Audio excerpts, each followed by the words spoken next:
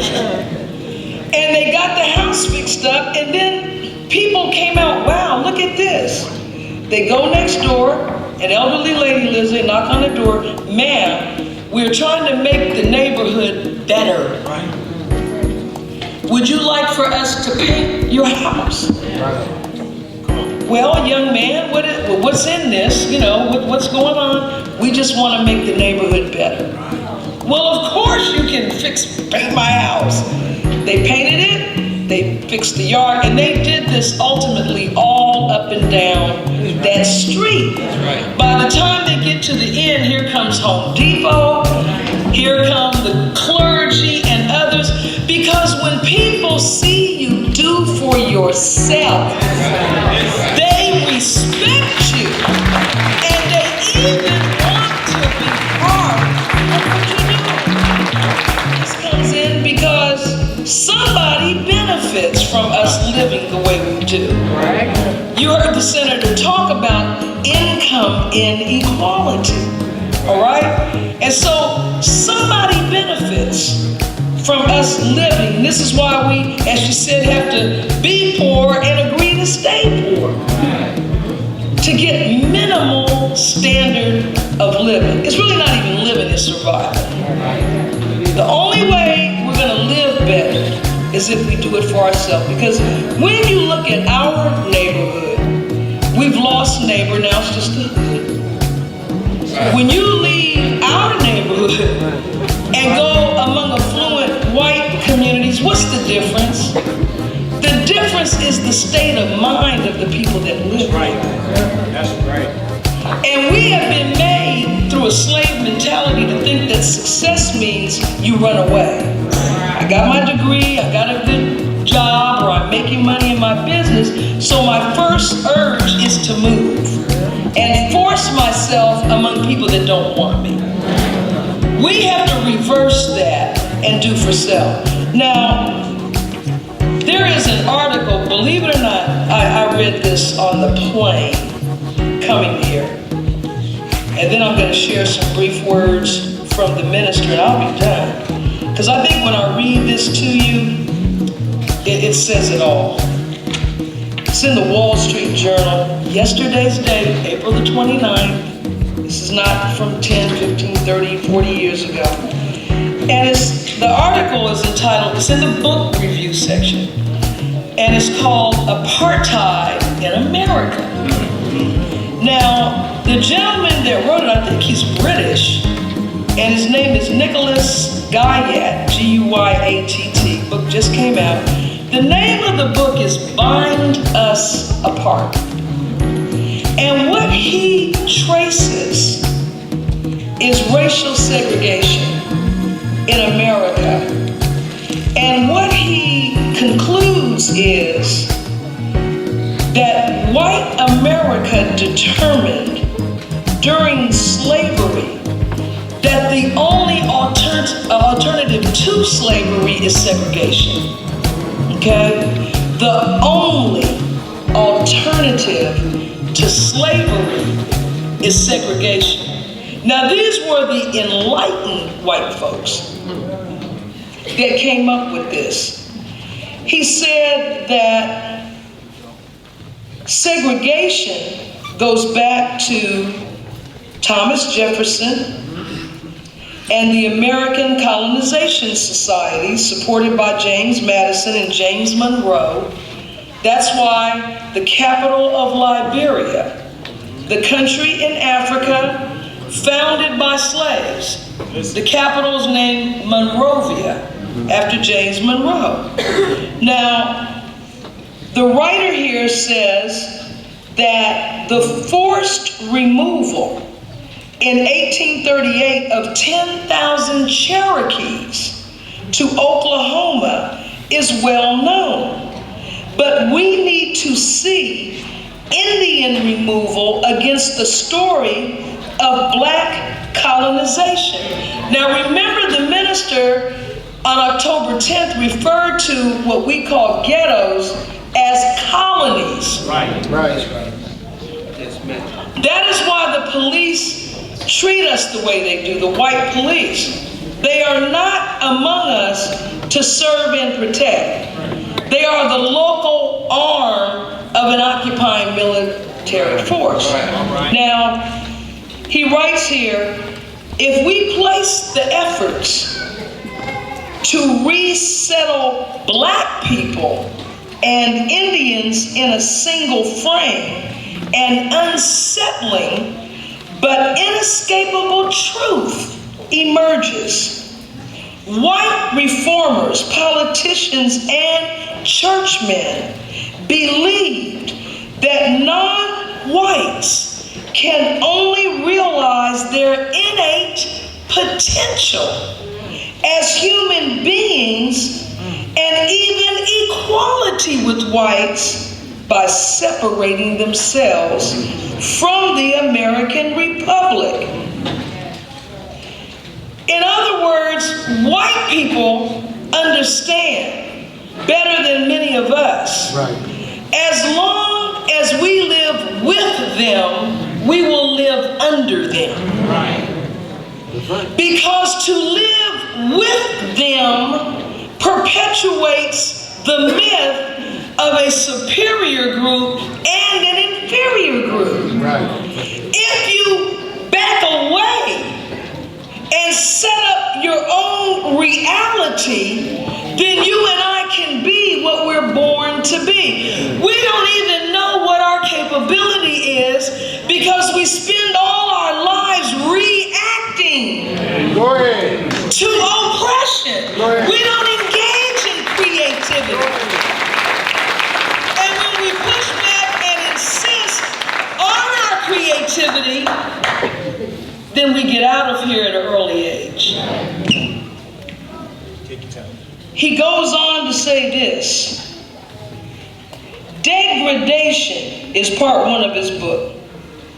And it demonstrates that white Americans often considered black Americans and Native Americans to be hopelessly inferior because of the corrupting power of slavery and the exposure to frontier lawlessness. So in other words, they're saying that being around us is their problem. The book is called Bind Us Apart. Now, in the 90s, many enlightened thinkers expected the imminent end of slavery. They knew this was unsustainable. All right. This institution, where you bring a people over into your nation to build your nation for you. At a certain point, you view yourself as being capable of moving forward. Right. Now that they have made you wealthy and strong, Right. what do you do with them now? Right. See, one of the greatest delusions that we entertain is this idea that at some point we were to assimilate. Right. Teach. Do you honestly think that George Washington, a slave owner, Thomas Jefferson, a slave owner, James Madison, and so on and so on, do you think these men ever envisioned a day when one of their male slaves was going to knock on the door and ask for their daughter's hand in marriage? Do you think they envisioned a black man running for president of the United States when it was against the law to read? It was against the law for 2 or 3 slaves to have a conversation? Right. They didn't see it and they didn't want to conceive of it. So by 1800, white people were trying to figure out, what do we do with them? Right. Number one, there's more of them than we thought there would be. What do we do with them? Now, listen to this because I don't want to take all day. These are the words of Thomas Jefferson. Listen. He said that, he wrote this, quote, "Deep-rooted prejudice entertained by whites 10,000 recollections entertained by blacks of the injuries they have received. Right. New provocations. The real distinctions which nature has made. And many other circumstances which divide us into parties.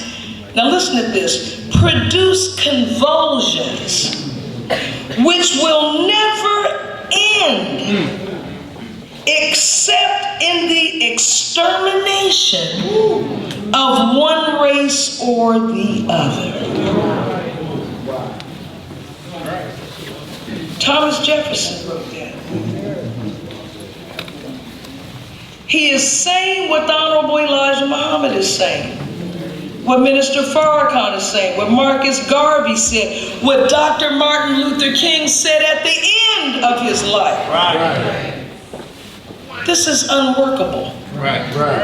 It's not about hate. We're kidnapped victims. Do you really get that? Right. This doesn't change because of time. When they say, oh, get over it, you get over it and let us go. You get over it. Freedom, justice, and equality.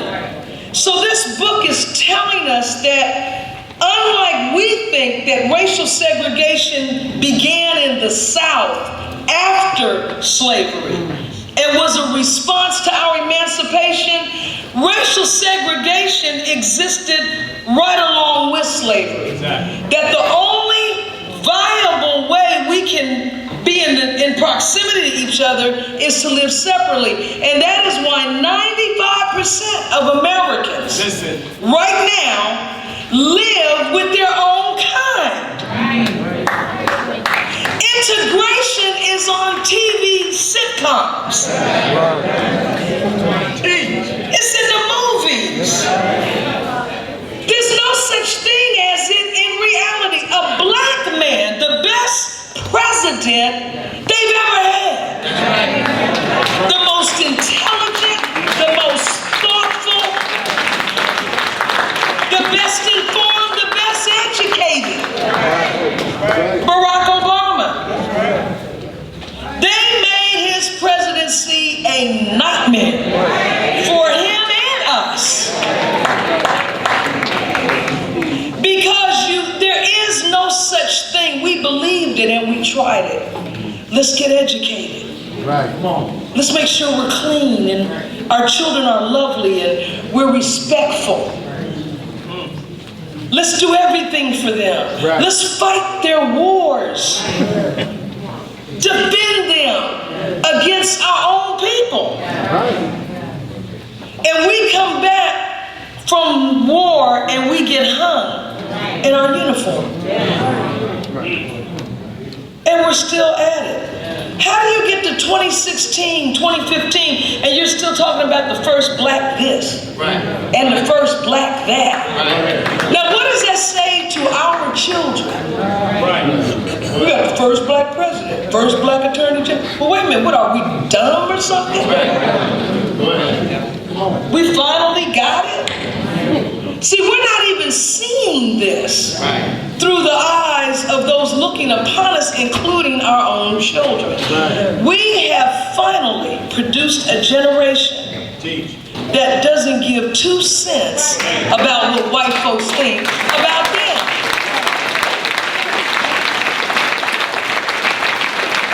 However, they also don't care 2 cents about what we think. And the reason is because we're like a parrot or a dolphin. We're feeding them his teaching, white folks' teaching. So we're saying, oh, go get a job at the post office and go get get your degree, get your diploma. When we know doggone well that a black man with a college degree is less likely to get the job than a white boy with a high school diploma and a criminal record. Now that's a statistic.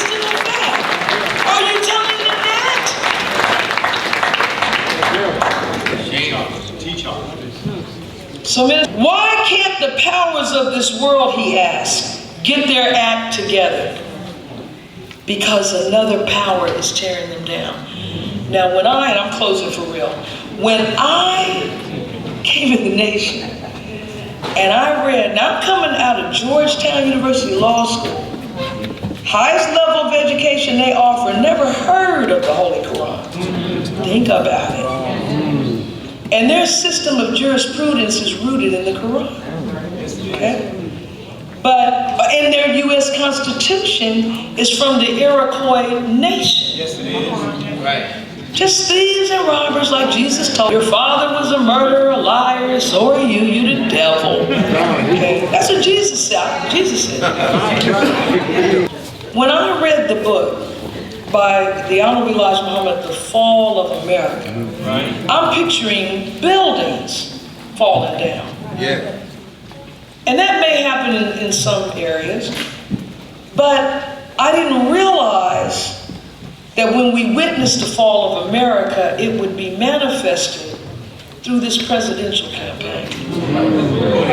Stay right there.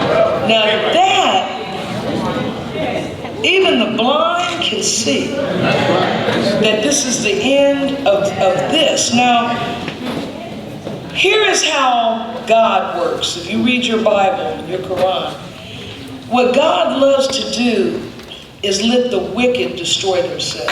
Right. Through their own actions. Right? He loves it. It's like Wing Chun.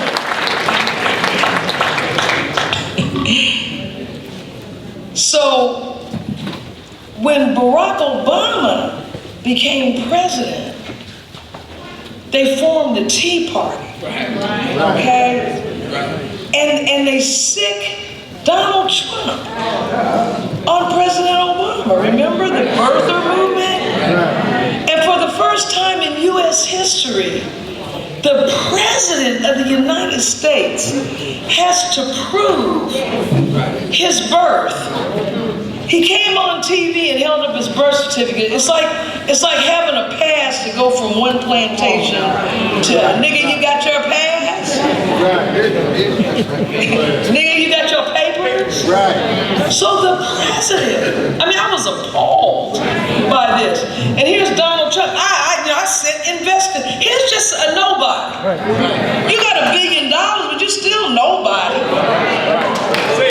Crude, loud, ignorant. You inherit $200 million from your father who was doing business with the mob.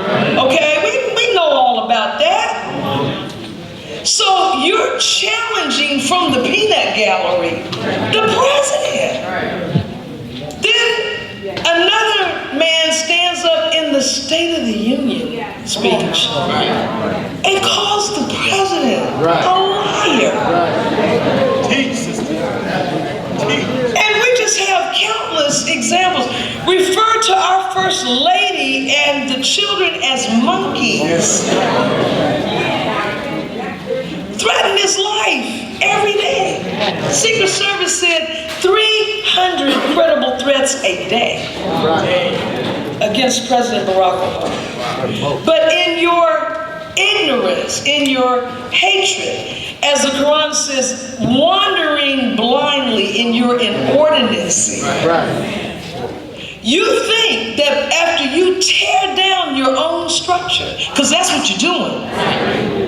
Listen. He's only going to be there a maximum of 8 years. But you're tearing down the office. Okay? But you, in your ignorance, think you're going to put it back. It's the bull in the china shop. You're going to shatter all this china and you're going to sit there. It's not going to happen. So now you have unleashed the Kraken, Donald Trump. And so he's out the can.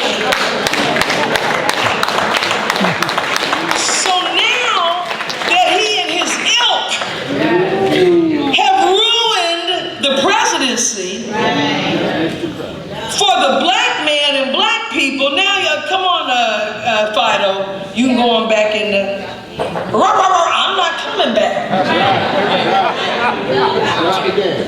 I'm going to bark louder and bite harder. Because you know what? If that nigga he could be the president, I can be the president. That's how they think.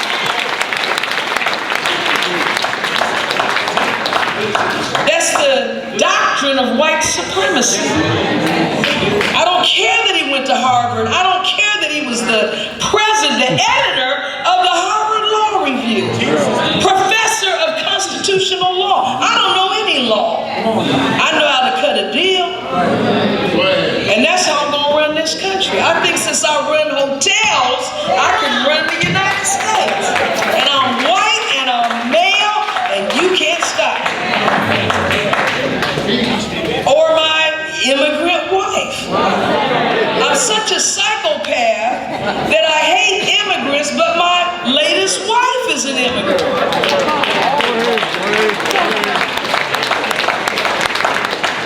Who posed nude all over the place before I picked her up. But I'm going, it used to be you couldn't even have a divorce and be the president. Now you can be with 1 million women and be the president. Oh.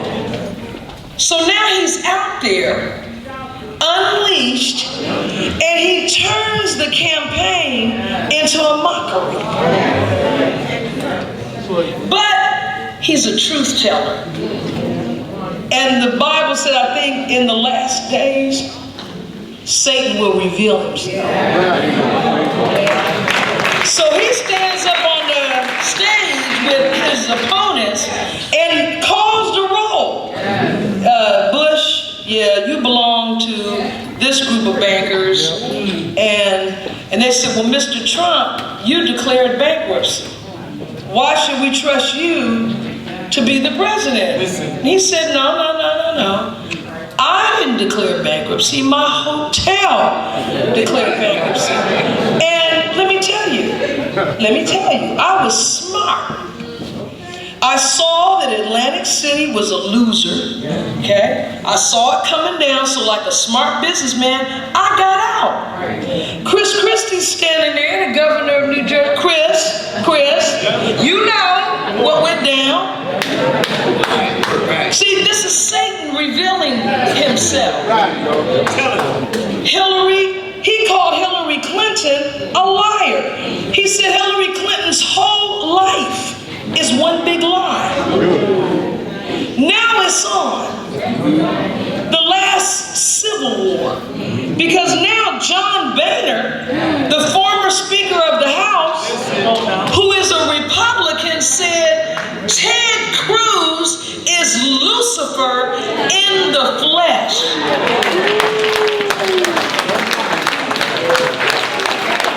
Got it on audio.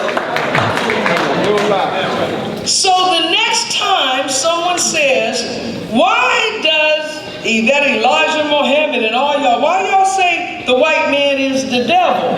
Because he is. And if you don't believe us, ask him. He will tell you. So you have this race going on, and you have, I heard one brother call it chaos disguised as a process. Because even on Hillary Rodham Clinton's side, you got Bernie Sanders coming after her. Right. Okay? So it's on. Now Donald Trump has announced, he said, this system is rigged. They're trying to take my votes. Now, keep in mind, Donald Trump doesn't know a thing about the political system.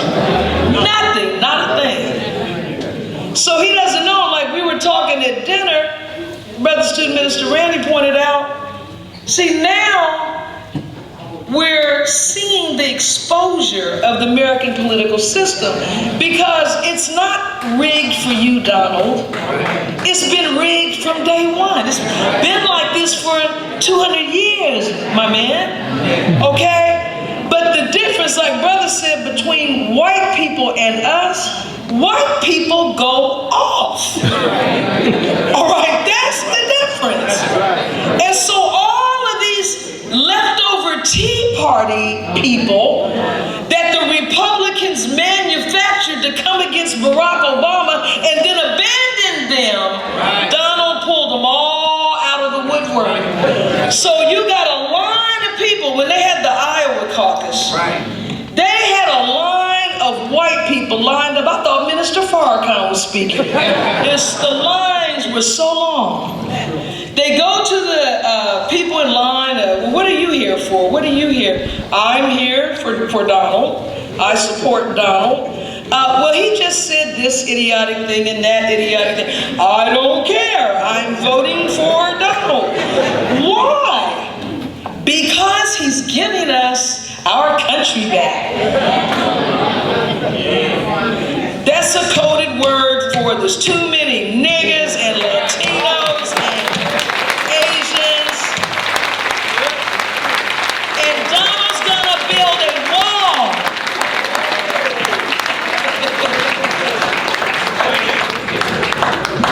So Donald drops this. He says, well, when we go to Cleveland, that's a good place to go where the police love killing black people. We go to Cleveland, Donald said, if you take this from me, it's going to be bloodshed. I'm not telling anybody to do that, but there's going to be bloodshed. And there was already a bloody battle the other night out in California at one of his rallies. But in the meantime, why do you think Ted Cruz is still running when he does not have a mathematical chance? Who is he talking to? See, what Donald doesn't realize that you could have 2 billion and 10 billion. You are not at the pinnacle of white supremacy yet, Donald. Farrakhan said Donald Trump will take America to hell in a rocket. We're right there. So what do we do, people, in the interim? We need to close ranks. That's what we need to do.